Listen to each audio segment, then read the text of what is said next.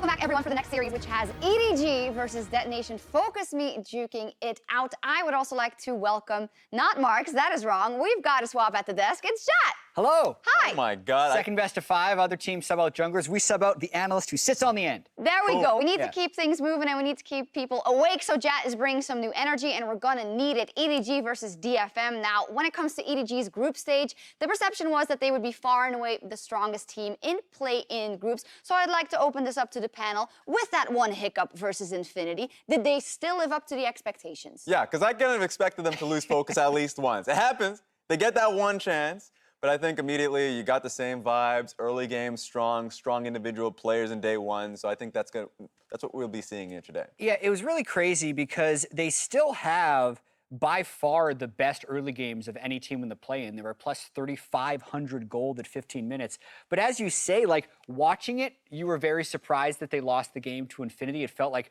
one of the most unlikely upsets, maybe even in World's history. But 7,500 gold lead. Yeah, but then you think of EDG last year, and they were 10,000 gold up against SKT. Yeah. Lost that one. So, like, yes, they still have a lot of the same streakiness that they had last year, even if they can be dominant from time to time. And I think we should distill the good here then for EDG, right? That's the thing, because you said the good for EDG. I think that just says a lot to the competition, because for Infinity in that regard, to be able to pull it back in the same confident fashion, I don't think we would have expected that from any play-ins team coming into this. True. And it's the same going in for DetonatioN FocusMe. So 100% I would say the positives for EDG is that they still have the best players individually from iBoy to Scout. And I think that's going to be something they play towards. Absolutely. And you said it already, for DFM, it will be playing from the underdog position, but already getting here is fantastic. A Japanese team has never made it to a best of series on the international stage. And well, we relied on very explosive play in the mid-game from them, team fights, as well as some standout players. We were overall very excited by the team. Yeah, Evie coming in, especially in the Cloud9 game, where he came off of the Urgot, catching out Blabber. That should have been a victory for them. I think they're going to be looking back at that and saying, well, you know, mistakes are just being able to at least finish the game. Be cautious of a flank when it comes down to it. I'm sorry to rush you guys, but we're almost ready for Champ Select. All right. So let me get your predictions and your final thoughts, Jat. Yeah, I think that EDG should 3-0 them. I say should because I think EDG should have 4-0'd the group stage as well. And even though DetonatioN FocusMe has done amazing so far, the only Pool 3 team to even make it into the bracket stage here, it almost feels like they felt like they won by getting here instead of getting to the next stage, right? They were so excited about everything. Now we got to see if they can take to the next stage. Raz, do you have anything to add, or Nothing at are all. we I agree with good? them. There we go. EDG favorites. Can DFM force the upset? Let's see. Let's go over to Captain Flowers and Vedius. Yay! Thank you very much, Shocks, and welcome to our next series. I'm Clayton Captain Flowers Reigns here with my recently promoted dedicated demolitions expert, Andrew Vedius Day, ready to really get explosive on this one. Yeah, I'm ready for this matchup. DetonatioN FocusMe versus Edward Gaming. Edward Gaming are considered the heavy favorites, but DetonatioN FocusMe have done nothing but surprises so far in this play as Captain Flowers, and already in this draft, the bans have come through thick and fast. Well, we've gone through the bans already. The first 6 are done. Akali, Rakan, Alistair, all banned away by DetonatioN FocusMe. Edward Gaming looking to get that top lane pool trimmed down a little bit. Aatrox, Urgot banned away along with Tom Kench. And Evie gets himself the Camille. They decide to prioritize it, and the Heimerdinger has been left open for Ceros. That's why Edward Gaming are hovering it a little bit there.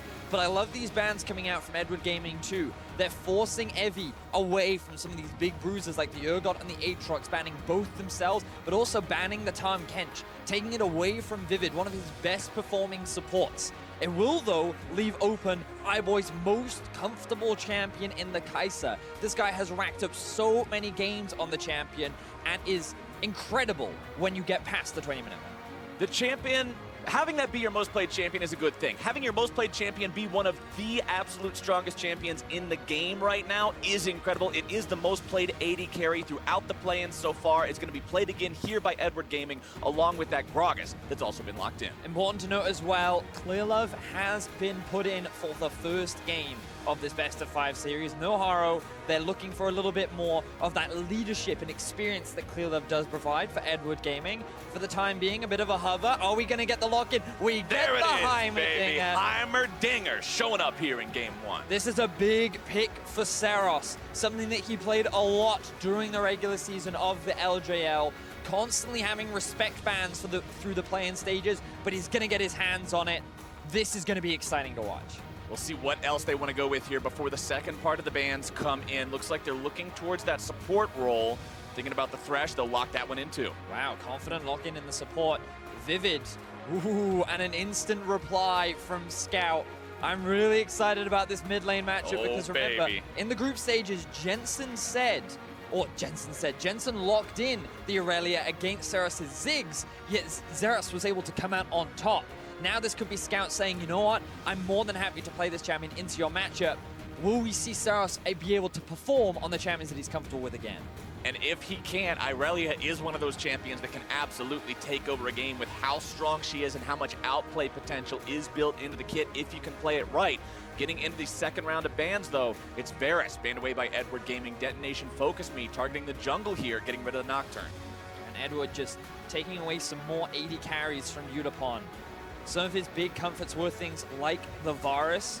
He also played a lot of Ezreal during the regular season, but we haven't seen a huge amount of it so far. He could go for the Jhin, something that does push pretty well during the laning phase and can match up quite nicely with the Thresh. We'll have to wait and see, but interestingly, Edward Gaming only throw one ban towards the AD carry, and will also take away the Olaf, kind of showing respect towards, okay, we have Gragas in the jungle, we want to get through the early game pretty safe, and we don't want Steel to have something that he can skirmish and get early leads with. Detonation FocusMe going to ban out the Poppy as their final ban of this first game, targeting something that could go into the top lane or the jungle. Interesting to also note the Nocturne ban means they're acknowledging the fact that Gragas is the most played champion of Ray throughout the regular summer split in the LPL. So they're saying that's not something we're expecting to go into the jungle. We're predicting that to go into the top side, target the jungle pool continuously instead, as Nautilus is locked in for EDG. Nautilus has the ability to be flexed in both bot and top and jungle even, but we already saw it in the Gambit versus C9 series how Nautilus can be an answer to the Thresh. Interestingly, Detonation FocusMe going to go for the Tristana, more of the scaling option. Should have push in lane, assuming you have a favorable support matchup, but in this instance, I would give it over to Edward Gaming. So I'm expecting EDG to have priority in that bot side of the map, and you would expect Scout being on this Irelia, he will have priority in mid as well. But Heimerdinger versus Irelia, honestly not a matchup I've seen a lot of, Captain Flowers. I can't say I'm very well versed in it either, my friend. It's one of those that you only get to see every great once in a while, but one thing that you do get to see pretty frequently throughout the course of 2018 has been the Trundle.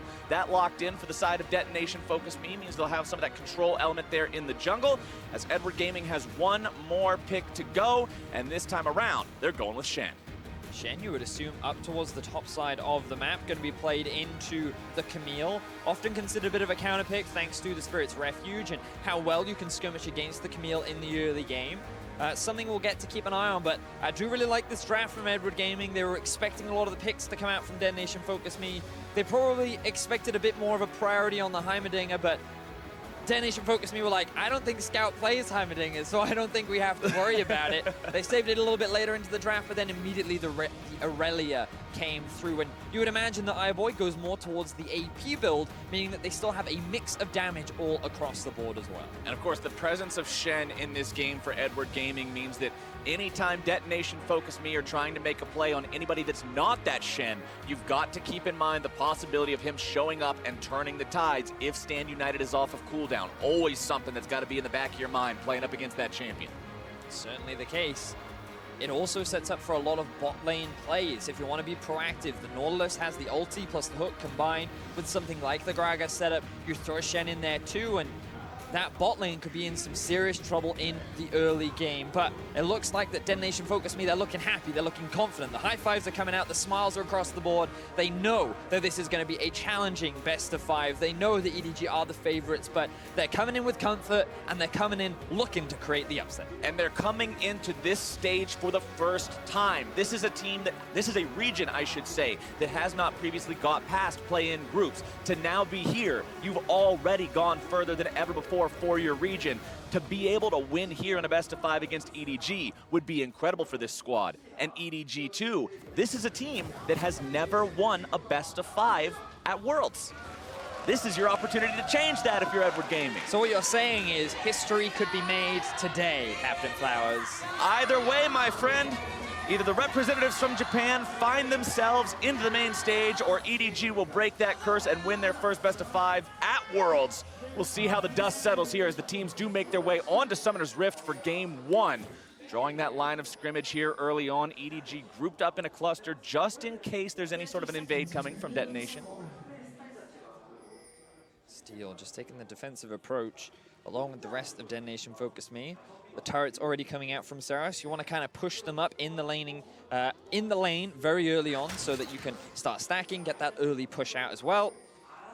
And here are the Heimerdinger stats for Ceros. 5 wins, 1 loss during the regular season, an impressive 4.7 KDA, a huge damage percentage of 32.6, and you can see from the damage per minute that that's not because the rest of his team aren't doing damage. Right, he is just completely destroying the damage meters in the game where he gets to play this champion, and with that, what is it, 86% win rate, something like that? He knows his way around Heimerdinger. I really look forward to seeing how this team plays around him and how they're able to find maximum use out of this champion, because it is so much different playing against it than it is really any other champion in League of Legends because of the way you have to play around the turrets, and really just give so much respect to what he's able to do in a variety of situations, as he will maintain push control early on in the lane, as Heimerdinger pretty much always does. And you would assume that with the Irelia, one of her greatest strengths is her ability to very quickly dash in between minions. And you've got to remember that on recent patches, she was buffed in her Blade Surge damage to minions, which means that that wave clear tool against the turret is that bit stronger. So early levels, yes, you would imagine Ceros has to be, will have the lane control, but as the lane goes on, once Scout gets a couple levels under his belt, especially once he gets the Sheen, Ceros has to respect the all-in potential that an Irelia often has. Man on your screen right now, Evie on this Camille in the top lane. He's a player that has been doing a lot of work for DetonationN FocusMe so far throughout the play-in stage. He's put up some of the best numbers for top laners throughout all the groups. And the interesting thing about that is, the other player that's put up the best numbers is FLICKR from Cloud9, who was in the same group as Evie. So to put up those kind of numbers, especially against the other main guy you're competing with, has been really impressive from him, and I'm looking at him to be one of those key players if DetonationN FocusMe want to step up and find a win. And their tiebreaker versus Kaboom is where he was really able to stand out. He got himself on the Urgot, and what's crazy about him is his insane kill participation. He sits at around 86% for top laners, which is just ridiculous. The fact that a top laner would be that involved in so many of the kills just goes to show how well he plays with his team and how much of an impact he can have. Speaking of impact, there's a lot of damage coming out from those turrets, making an impact on Scout's health bar here in the mid lane, taking him down to about 200 HP on this Irelia. It is going to be summoner spells used by both players here in that mid lane. Ignite down for Scout, Barrier down for Ceros. And Ceros will just continue pushing up with those potions. As you can see, the junglers, Steel in the enemy jungle, trying to live up to his name, get some of those camps snuck away from Clearlove, who will now make his way towards the top side of the map, but no camps to take. You can also see priority in the bot, bit of skirmishing going on. Vivid very, very low, might be taken down here. EDG looking to find that early aggro. They've got it for first blood. And this is the duo that we were talking about in the draft, iBoy and Meiko. A very confident duo that constantly looks to play aggressive during the laning phase. iBoy has so many games on this Kai'Sa, and so many times they've been able to find those 2 versus 2 kills. And when you pair it up with the Nautilus, a pick that's often considered a good matchup into the Thresh due to his beefy body and strong trading pattern, it enables you to punish those slight oversteps, and EDG, they find first blood. And you mentioned in Champion Select when we saw the Kai'Sa locked in, after 20 minutes, she's a monster. She's looking pretty monstrous 4 minutes into this game. And Vivid just tries to punish iBoy by using the Flay, but it's Meiko who ends up getting the punish off. Landing the hook into the root from his passive, into the slow, is more than enough burst, especially when you have iBoy's passive stacked in there as well. So EDG finding a lot of success in the 2 versus 2 already, and they'll look to maintain this pressure as the game continues. And what has been one of our talking points about EDG throughout the entirety of the play-ins, how explosive this team can be in the early game. Pre-15 minutes, EDG makes things happen, and they're looking to do it again if they can get Ray out of this one. DetonationN FocusMe trying to find something here in the top part of the map. Ray getting himself back underneath the tier 1 turret. One shot down onto Steel as Clearlove shows up in time to make sure this dive doesn't end up playing through. Will just walk himself right back into his own jungle as Detonation FocusMe can't find the kill there. Yeah, a lot of good early vision coming out from EDG across the board. You can see on the top side of the map, he was able to spot out the pathing that Steel decided to take, allowing them to counter-gank this. And now Clearlove is the one looking for an early gank.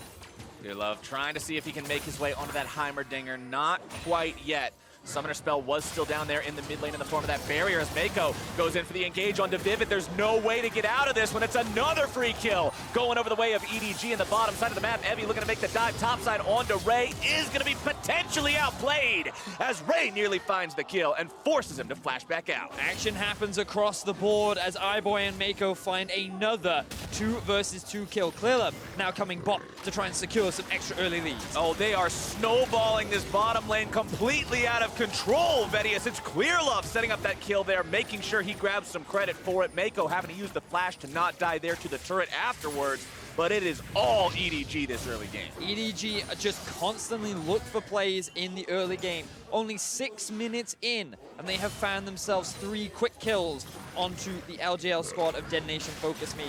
Here is Steel just trying to help wave play. Yutapon showing enough respect, and the burst from these 3 members combined with the chain CC is more than enough to secure the kill. And here's some stats for you from this EDG early game that we've been hyping up. First in gold difference at 15, second in turrets at 15, first in kills at 15, 5th in deaths at 15. This team gets active very early into the game. They put themselves in a spot where they're in control once mid-game comes around. Scout not going to find the ulti there onto Ceros in the mid lane. Was thinking about going aggro, but won't be able to now as Steel makes another appearance here into the top side. Ray's trying to hold on, get himself out of this one, drops the Spirit Refuge as the Hextech ultimatum is issued. Makes his way back underneath the turret, but is it going to be enough? Steel's taken very low. One more turret shot will bring him down, heal or not. King's Tribute, not enough to make sure he stays alive from that one, even with the Triumph, so it's 1 for 1, top side. And the fact that Ray is able to get himself a kill in a 2v1 situation is the best case scenario for him. Yes, Ray is able to find a kill, but the action isn't quite over yet. Scout goes for the point-blank stun onto Ceros, but he steps out of the way of it, so he avoids any further damage from that Irelia. But bottom side, iBoy and Meiko have just completely taken over this bottom part of the map. Vivid and Yutapon trying to fight back in the 2 versus 2, recognizing their opponents are caught between 2 turrets. So there's no way to just walk out on this one, but iBoy's got no intention of getting himself out. There's the stand united I'm talking about. It's never a fair fight with Shen, and that fair fight is a long dream away as Vivid now heads for the hills and runs as fast as his little legs are gonna take him. But I don't think that Thresh wants to head back into bottom lane anytime soon. iBoy making sure that he supplies the damage as Ray gets the killing blow onto the tier 1 turret, and it's already down, Vedius, 8 minutes in. EDG doing what they do best and just dominate their opposition in the laning phase. 25 CS advantage for iBoy. He has 3 kills at only 8 minutes into the game. And this is just them diving. They land another hook onto Yutapon. Vivid and Yutapon think, okay, actually, Meiko is taking a lot of damage here, but then the Shen ulti comes in. They punish Yutapon immediately, and iBoy, he just hit level 6. He could easily dive this. He has the shields, he has the heal. There's everything that they need to secure these extra kills and just continue to shut down this DFM bot lane. Vivid, happy to escape on that one, but when you lose your AD carry, you lose your turret, and that enemy Kai'Sa is sitting on 3-0-1 with a 16 CS lead 8.5 minutes into the game. You've got to start thinking about how is this even going to play out if this guy keeps rolling like this as time goes on. Yeah, just look at the gold differences between the 2 AD carries. 2,700 gold in the pocket of iBoy. That is the advantage that he holds. I believe he'll have a completed item. Oh, he's decided to just rush Greaves and then work towards the Rage Blades. Still very close though. But for 9 minutes in, still insanely early. He went for the Berserker's Greaves as soon as they got that first kill early on in the bottom lane, but now it's Evie moving up into the enemy jungle, trying to take control over that area. Low mana on Scout means he is going to have to go back to base for now as Ray eats a lot of damage there from the grenade into the turrets. For those who aren't familiar with the way it works, if you hit somebody with the grenade and the turrets are in range, they instantly prime and fire the laser for quite a lot of burst. Yeah, but now they're actually setting up for a dive in mid. It will just force Ray away so that DFM can at least get a bit more map control. But iBoy, he's working on this tower up in the top lane, and EDG will do what they can to wait for him. Clearlove not finding a lot with that explosive cast, but EDG now still looking to go in, maybe find some sort of a fight here. Meiko goes in, drops down that ultimate, continuing to chase after the Heimerdinger. Scout's not able to find the ulti of his own, still looking to go in even further. Hextech ultimatum down to Scout. DFM still looking to fight back. They may take down Scout, but they've already lost their own mid laner, and they're running for their lives. iBoy is able to find the Void Seeker. It's still going to be a 2-for-1 fight going the way of EDG as they'll chase Vivid to the wrong side of the map. He's still looking to get away somewhere, but Clearlove's got the barrel. He'll walk into the brush. Vivid, I don't think you're getting out of this one, buddy. Vivid, unfortunately, lamb to the slaughter as he's doing what he can, but it's not enough. EDG secure themselves another kill. Vivid's still only level 5, 11 minutes into the game. DetonatioN FocusMe. I'm sure they weren't expecting this kind of an early game performance from EDG, but here we can see EDG, they're able to collapse in time. Their wave clear is enough to secure to keep the tower alive. DFM split up, but then they regroup after Ceros uses his flash. Now, Scout overcommits here. He's by himself and he's used already all of his crowd control. And at this point, they're able to get the kill, but then you can see a great double taunt comes in from Ray. And then the moment iBoy joins the fight, you just know things fall apart. Scout's accuracy hasn't exactly been where you would want it to be so far on the Irelia ultimates, but his team is doing so much, it doesn't really matter. It's not like it's hurting him too badly to not be landing these. Still at least going 1-for-1 there on the overall kills with those mid laners. But EDG is sitting on an 8-2 advantage. They're sitting on a 4,000 gold lead. They've got the only Elemental Drake taken so far this game, and now they're setting up shop around the Rift Tower. Look at the control wards placed in this northern half of the river by EDG, blocking off the DFM vision, making it so dangerous, Vedius, to even come anywhere close to this. Yeah, the gold deficit that DFM are in right now, they can't look to contest. They're just going to have to concede and wait for EDG to make a mistake. Now, what we can say is that EDG have made mistakes before. Yes, sir. Past the 15-minute mark, they've left themselves vulnerable to being caught out of position. But it does feel like that when pressure is on the line and EDG, an important game is in front of them, that's when we see players like iBoy really step into his own. 4-0-1 right now. You think back to the Gauntlet, he was a big part of why they were able to secure that 5th and final game win. And based on how he's performing already in game 1, you can understand why EDG are considered such heavy favorites in this series. And he's done such a good job so far this game. Him and Meiko as well. Meiko really dialing those hooks in on the Nautilus, enabling iBoy, setting him up with that CC, adding the stacks of plasma, facilitating this Kai'Sa to do what she needs to do. Rageblade already online means she's that much closer to being that mid to late game Kai'Sa that is just this massive threat that everyone else in the game has to play around, as the tier 1 turret will now be beset by Shelly, as bottom side DetonatioN FocusMe look to make the 2 versus 1 happen here yet again. Ray nowhere near a turret, gonna be hard pressed to get himself out of this one. Does flash out though, and he will escape. And DFM doing what they often did during the regular season, which was play around Evie. The guy likes to play carry top laners, and Camille is one of his favorites.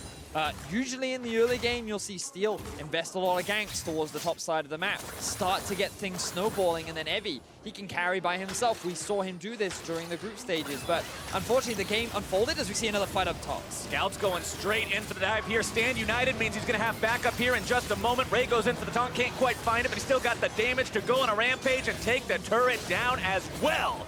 That is turret number 3 for the side of EDG as they lose their mid laner for the 2nd time this game. 3 versus 1, Ceros does his best to survive and perhaps even find himself a kill, but he doesn't have the flash. There's too much CC on the side of EDG, and they end up finding themselves a kill. And you can see here, Scout finally lands his ultimate. Ceros just stands still, using his ultimate 2, and he's throwing what cannons down he can, but Irelia does such a great job of clearing those out that, unfortunately for Ceros, he doesn't quite have the damage needed to find the kill. And you add to that a Shen ulti, means that EDG find themselves another kill on the board. And this Shen has done so much. Bottom lane, when you saw the 2 versus 2 dive become a 3 versus 2, now even in the top side, providing the Stand United with the extra pressure to get that kill, EDG is getting value out of this big ultimate. And whenever I see a champion like Shen locked in, that's what I want to see. Every time that thing's off cooldown, you should be getting a payday somewhere on the map, and that's what they've done. He even found himself a kill in a 1v2 gank up towards the top side of the map, and Ray showcasing his potential. Fought 1 and 2 so far, as you highlighted, and He's just going to be waiting for that to come back up before EDG look to make another proactive play. Drake is available on the board. Like, we haven't really talked much about objectives because of how fast-paced the game has been for EDG. Yeah. DFM doing what they can to gain a little bit of control back across the map, but Baron is still a way away. The main goal for EDG now will be to start setting up a bit of deep vision, and in fact, maybe even play towards the bot side, because you can see already they have a huge minion wave, a lot of deep wards covering that area of the map. And Ray is confident that he can hold Ceros by himself. And they are just moving everyone down here into the bottom side DFM jungle. iBoy walks up, and Yutapon has to immediately concede anything nearby because he knows he can't fight that Kai'Sa one-on-one right now. He does have the Storm Razor on the Tristana, but iBoy is going for that AP heavier build, like you mentioned in Champion Select, going for the Nashor's Tooth next after the Rage Blade. As the second Cloud Drake of the game is going to spawn, and EDG will move in to clean that one up pretty easily for themselves and just get that much more move speed, that much more ability to roam around between these lanes, throw down wards, set up traps, and make it so anywhere that's not immediately lit up by some kind of vision is a death trap for Detonation Focus. And it looks like a third Cloud Drake will be on the board. So not only is it a difficult day for DFM, but it looks like things are going to get only... I don't know where I'm going with this. I'm going to abandon it extremely quickly. EDG in the early game. EDG in the early game. We talked about 3,500 gold lead, Flowers. And that's not even, that's practically half of what they've got this game. Yeah. They're saying, you thought we were good in groups? Let me teach you about some knockouts. Because these guys are looking like they really want to knock DFM out and get themselves the main event as quickly as possible. We are, however, 16 minutes into the game. We are past that threshold that everybody always looks at EDG to be so explosive and so well put together and just in their element, that 0 to 15 minute mark, the early game. Now we're into the part of the game where EDG do make more of those mistakes, like you've talked about before. We saw the incredible comeback that Infinity had versus them on the final day of play in groups. Now, I'm not saying that's something that you can expect to happen every single game, but it does showcase that this team is not completely invincible. There are vulnerabilities in that armor, and now Detonation FocusMe has to hold on as they proceed into the mid-game. The big difference between when that happens and when it doesn't, though, is the junglers. And you think back, Haro was in that game when that upset happened, and he's the kind of more mechanically skilled jungler, the guy that will force a lot more plays, he'll be involved in a lot more kills, and he will generate you much bigger gold leads, whereas Clearlove, he's a lot more calculated, a lot more calm, relies on his experience, and he's the kind of guy that will help guide them through this mid-game, and that's ideally what you'd want from EDG. Remember, it's a long series, they're relying on his experience for the time being, they still have the option of swapping in Haro, but so far, when you can rely on your laners to generate this kind of a lead, having the experience of Clearlove means that your mid-game should be cleaner. And I mean, at 1-0 and 2 so far, yeah, Clearlove has participated in 3 out of 9 of the total kills, but he hasn't given away any deaths. He's still out farming his opponent, who at 0-3 and 2 on the Trundle is not having a very fantastic game. Honestly, EDG pretty much doing whatever they want on Summoner's Rift right now, moving up towards that enemy chicken camp, trying to steal it away, but Steel makes sure that that's not going to happen on his watch. Vivid's still only level 8 on this Thresh. Very, very squishy, super vulnerable if he gets caught out. Has some consumables and a shoe and a ward item, and that is it. That is indeed it. Vivid, he's had a very solid performance on a lot of the pure supports that we saw him play. Things like the Tahm Kench and the Soraka were good to watch. But getting his hands on the Thresh, going up against a support like Meiko, you can see that every time he tried to be proactive, he was immediately punished. And they might have to review their game plan moving throughout this series, because this EDG bot lane is clearly very terrifying, and trying to be the ones proactively getting a lead against them can often be your undoing. And I think reviewing and adapting and these words that we use to describe what you should be doing in between your games of a series are so incredibly important for these teams now as they proceed into the knockout stage. You've played best of 1 so far, but now that you're into the best of 5, now that there is that ability to change up the plan between these phases of the match, you really need to step that up, especially for two teams that have had the weaknesses historically that these two have. Ray now finding himself in that Hextech ultimatum yet again. Subjugate going to be used to shred those resistances. Pillar comes out. Evie looking to go even further here, but Meiko showed up to make it a fair fight. Drops the ulti down onto Evie, who's now going to find himself left alone and hung out to dry as the shutdown comes through, and it's kill number 10 for EDG. And still doing what he knows best, which is try and get Evie ahead. But at this point in the game, the Camille is even struggling to be able to quickly kill Ray, and EDG were able to move down, offer support for their top laner, and end up turning that play around in EDG's favor. And I like the fact that DFM are at least still trying to gain something back on the map, still trying to funnel resources into their one potential carry who's had a decent early game, but right now EDG have too much control. EDG are able to punish every play that you make, and you're just relying on either a potential Baron steal or for EDG to really overcommit to a play. That's pretty much it at this point in time. 6,500 gold lead, 20 minutes in is a very steep hill to have to climb up. Detonation, FocusMe, level 12 on the solo laners. Their opponent's level 13 on those solo lanes. It's pretty much one level up across the board, with the exception being the bottom lane, which is a little bit askew from that, as EDG will move themselves towards the Baron pit, sweeping away some of that vision. With Baron now alive, when you have a team that has Irelia, and specifically and especially Kai'Sa, she destroys Baron, absolutely shreds the thing. And if DFM get caught out of position, if they have somebody that can't make it to the fight in time, if you give EDG 10 solid seconds, it's gone. Now, they still have to respect it though. Absolutely. This early on into the game, Baron still hurts a lot, and while you do have Ray as a tank, you've just got to be wary, right? You don't just want to run the risk of giving DFM a steal or giving them a favorable fight in that kind of a choke point, because that is how you throw the game. So instead, they're just using the priority that Ray has been able to get build down the bot lane, and because of all the vision that EDG have controlled towards the bot side of the map, it means that Evie is forced to play back. He's forced to show that respect, and that gives EDG another tab, but now they're looking for a fight. Want to go in here. There's the ultimate coming out from the Irelia. Heimerdinger will be pulled to safety by the Lantern there. Yutapon looking to get himself away, but iBoy's coming in with the killer instinct. Clearlove looking to engage. Can't quite find the cast just yet. Has to go into the stasis. Ray's going to be tanking up the turret the entirety of the time. Still taken very low as EDG goes dominating for their top laner, grabbing the kill onto that enemy support. That's 1-0 EDG.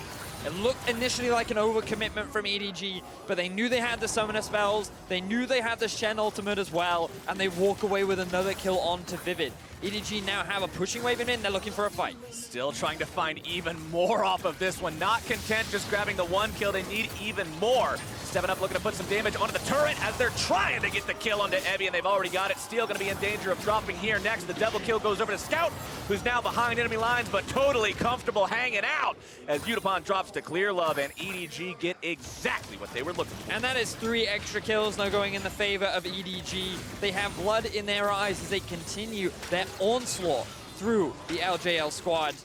DFM, I imagine this was not the early game that they were expecting, but this is the kind of brute force that you have to deal with when going up against the LPL powerhouse.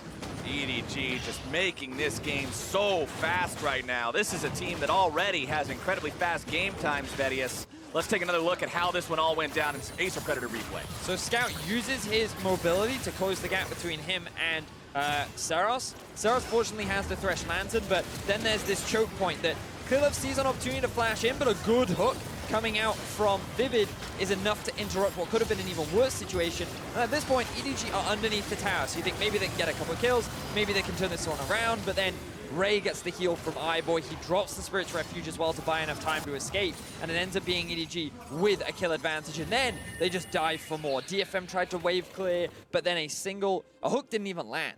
It looked like it was going to from Meiko, but they didn't need it. You saw Scout just diving in underneath the tower, and with how strong the Irelia is at this point, the tower didn't even phase it. We're 23 minutes into this game now, and EDG averages ending their games in the play-in group stage 27 minutes and 45 seconds, the second fastest of any team in groups. On day number 2 of the play-ins that they played in, which was day number 4 overall, the game versus Direwolves was 24 minutes. The game versus Infinity was 28 minutes. This team does not like hitting that 30-minute mark, and that means Detonation FocusMe is quickly approaching the point of no return as they're staring down the barrel of a 10,000 gold deficit, of a 12-kill deficit, of 3 Cloud Drakes for their opponents, which means they will be able to catch you. This is frightening for Detonation FocusMe, and you pretty much just have to go all out on some sort of make or break play. Go for the hero play, go for the Infinity comeback, because just sitting and waiting at this point. Look at Evie. It's so dangerous. Evie's thinking about it, but Scout coming around from the side means there's no way through. Scout not quite finding the stuns. Despite EDG's overall solid performance this game, Scout's accuracy on the Irelia stuns and ultimates has really been lacking. I'm being completely honest here. I have seen a very large amount of these miss, and that is definitely something that I would look to see him improve on for the next game if he plays the champion again. But now the hooks are coming in. Meiko's not a man who's going to be missing too much this game as they go in even further. iBoy's trying to find the damage. A killer instinct rings true to the name, and they pick up the kill on Vivid yet again. 0, 5, and 0 on this support, completely shut down. And now EDG have set their sights on the Baron. That ward right outside the pit will not see anything, but DFM can be pretty confident that this is going on. The smite is available for Steel, but Ray is going to deny that opportunity away from him. Yeah, Ray won't let him anywhere even remotely close to the Baron pit, and now that the objective is secure, Evi's coming in and trying to fight Ray, but this isn't really a fight you can do anything with. Evi's going to be forced to flash out of that one as Meiko will continue to chase. CC is available. Ray going further forwards. EDG not going to go too crazy on this one just yet. They back up, they shop, they're going for that game-winning push. It's time for what could be the last few minutes of this game if EDG have their way. Let's take another look at how the pick happened in the jungle. And this is just DFM trying to reclaim some vision control around the top side because they know the Baron is going to be the next big objective. Meiko just walks in from the flank and lands a good hook onto Ceros, who doesn't quite place the turret in a position that will block it. And then Vivid, he's just trying to help his mid laner. While Ceros does get away with his life, it costs him his support. And because the numbers advantage is heavily in favor of EDG and Ceros is nowhere near the fight, EDG feel confident enough to force the Baron to secure it and now sit with a 12,000 gold lead and Baron empowered minions. DetonatioN FocusMe has to somehow hold the line here. They've still got Silver Lining on the Cloud. They've still got their base entirely intact. All 3 inhibitor turrets still stand. EDG still has 2 more tier 2 turrets to take down, and they're sieging up both of those right now. Middle one falls immediately as Scout is supplying the pressure onto the top lane, and that one will fall here now as well. iBoy and Meiko continuing to apply the pressure in the mid lane as Scout also continues the split push. DetonatioN FocusMe not able to find the opportunity to pull the trigger onto either one of these split push situations. Scout now going to be the one who's engaged on, goes into the stasis. Clearlove looking to disengage things with the cask. iBoy's into the back line. It's a killing spree already for Scout as EDG is running everyone down. Ray goes godlike. This should be the ace. DetonatioN FocusMe is completely wiped out, and EDG will march it down and find their win. A clean 5 for 0 for EDG in the base of DetonatioN FocusMe.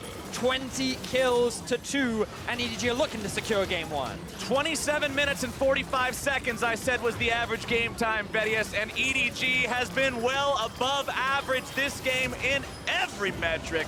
They find the Nexus, 20 kills to 2. Impressive game from EDG. They came into the playoffs looking to play after their upset against Infinity.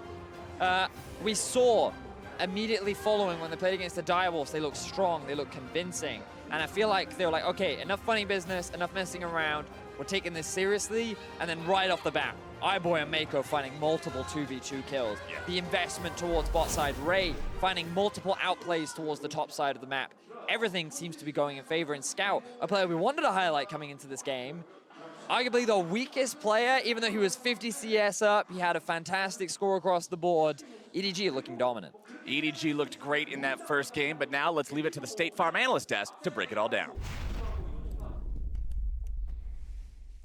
Thank you very much, Captain Flowers. And I think, unfortunately for DFM, there is not extremely a lot to break down other than the fact that, correct me if I'm wrong, of course, I know you guys have a lot to explain, as always, but on first sight, the fact that there is a very big discrepancy between the early game of EDG and that of DetonatioN FocusMe, Raz. 100%. It felt like the bottom lane really early on. It was a flashback to day one where just the lanes really took over for me. iBoy, Meiko, it was just a small discrepancy where the moment the minion wave was trimmed out, Vivid not paying complete attention to the lane was just when he got hooked and when it started to roll over. And it seemed like it was all over from then, for bot lane at Yeah, least. I mean, DFM got completely smashed, and it did start in that bottom lane. Even from just the rune choices being inconsistent, Press the attack, the aggressive rune choice for Trist, Guardian, the defensive rune choice for Thresh, mismatched, they push up in lane, they die, and it, as you say, didn't get any better from there. And because of that, mainly our MasterCard player of the game is Meiko. Now, I would say you could give it to iBoy as well, but you guys were of the opinion that it was actually this guy that got it all started on the Nautilus. Yeah, absolutely. This first hook right at level 3, as he's moving up to aggressively flayed, they go in. As soon as this kill happened, the next time they were back in lane, he lands the hook again. And yes, iBoy was there to capitalize, but it was always Meiko with incredibly high hook accuracy setting up these plays. And this is a really old counter matchup that you've seen, Nautilus into the Thresh. And it is very snowbally in either direction. Yeah. When Nautilus gets the first kill, he's not going to stop. And EDG is the type of team that they don't even have the damn jungler down here, but they're willing to just completely push Yutapon off the tower. They do got their top laner, though, with Shen. You as well, Raz, talked about how the Shen is a good pick for Ray in the top lane. I'm of the opinion that it allows him to play an aggressive type of laning phase while still being on a tank champion, so they're not caught in these late game team fights with Fiora trying to teleport in. Instead, they have a Shen. Yeah, and it's a really good matchup in a lot of the top laners of today. I know it's not good into the Urgot, but specifically we've been seeing a lot of the Scion channeling top laners, so you can really get the taunt down. Camille in this game, so there are a few that you can pick it into, so now Ray's really empowered. I also know that you guys, on topic of the Nautilus, will do a breakdown of how this exactly works in the laning phase after the break. But to wrap up this game specifically, Jad, of course, it is already historical that DetonatioN FocusMe is here, but we would like to see more out of them. What do they do? Yeah, so if DFM is to pick up a game, I have some fairly specific things that I want to see. I do want to see Evie on a top lane tank that can push. So that's why I have Urgot or Scion. I think they're two of his better champions. You need to neutralize that and take advantage of some of Scout's weaknesses. The other thing is Nocturne was an unstoppable choice for DFM during the regular season. They can use that to dive bottom lane, and I do want to see them utilize Yutapon's larger champion pool. Throughout the regular season, he was 10-1 on marksman, 12-2 on non-marksman, whether those were Mordekaiser, Karthus, or Vladimir. So continue to mix it up. They did it with the Heimerdinger in the mid lane right there. I thought Scout was actually very ready for it. The Irelia looked at least fairly practiced against it. I think they'd be a little bit less practiced if Yutapon can pull out something a little bit unique. Yeah, Raz, do you agree that it is the bottom lane where you would like to see some more innovative picks? I know that you were a big fan of Yutapon coming in to the play-ins. I thought he's been playing well, and I think in that particular draft, I saw a lot of good things out of DetonatioN FocusMe. They were pushing out 3 lanes. I mean, Shen was actually starting to do well, but then you see all Steel starting to invade when he saw the adjacent bot side pushing in. So I thought that there were great things happening for DetonatioN FocusMe. Had their lanes survived a little bit longer, had they been more, I would say, up to par in up to his EDGs, then it would have been much better out of it. Yeah, they have to stop the snowball in any way, shape, or form. And I think just to round this off, we can just emphasize how EDG looked the way we thought they would look coming into play-ins as a very dominant team. However, we have got more League of Legends coming up, and then we can see if DetonatioN FocusMe can answer with a win of their own when we return for Game 2.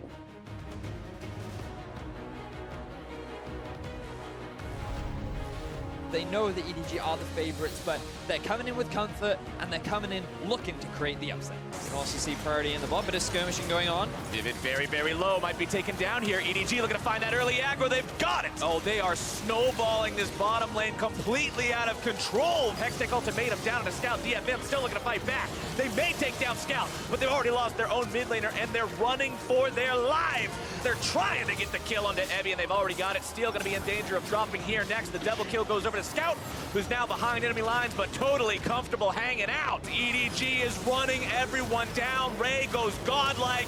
This should be the ace. DetonatioN FocusMe is completely wiped out.